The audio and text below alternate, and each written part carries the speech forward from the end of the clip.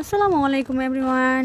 So এই তো দেখেন, এটা হচ্ছে আমাদের একদম উত্তর পাশের যে ভিউটা, এটা হচ্ছে এটা।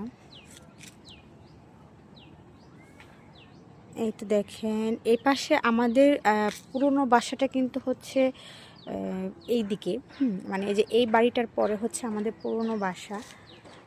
সো আমাদের পুরনো বাড়িতে এখন আপাতত যাওয়া হয় না। সো এর মধ্যে যদি যাই, আমি ওটাও আপনাদের সাথে শেয়ার করব যে আসলে আমরা আগে কোন বাসায় ছিলাম। আমাদের ওই বাসায়ও কিন্তু মানে পিছন সাইডেও কিন্তু আমাদের রুম আছে, কিন্তু ওই বাসায় আসলে যাওয়া হয় না। আর মেনলি আমি আসলে আর মানে যাই না। আর এই দিকে দেখেন একদম মানে দিকের অবস্থাটা একটু খারাপ। হ্যাঁ, সো এই কারণে এই জায়গায় আর কি, এই জায়গার ভিউটা আসলে নেওয়া হয় না। সো এই জায়গার অবস্থাটা ভালো না। এই যে রোজামণি, তুমি ওই দিক দিয়ে ঘুরতেছো কেন? কোথায় যাচ্ছ তুমি? বাসায় আসো। এই তো দেখেন, এই যে একা একা ঘুরতেছে, দেখতে পাচ্ছেন? এই যে একা একা। তুমি কোথায় গেছো? আসো, বাসায় আসো।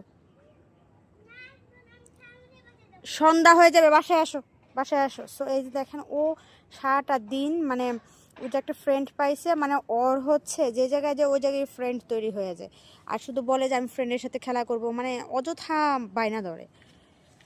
যাই হোক, আচ্ছা এই জায়গায় আমি একটা জিনিস দেখাই। এটা দেখেন, এটা হচ্ছে একটা আম গাছ।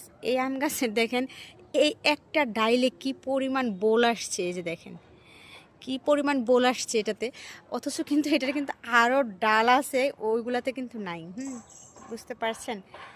সো এটা থেকে কি বোঝা যায় যে একটা মানুষ মানে সব দিকে পারফেক্ট হয় না। এটা দেখেন, একটা গাছ কিন্তু পরিপূর্ণভাবে মানে সব দিক দিয়ে কিন্তু পরিপূর্ণ না, একটা সাইড কিন্তু একদম খুবই পরিপূর্ণ বোঝা যাচ্ছে।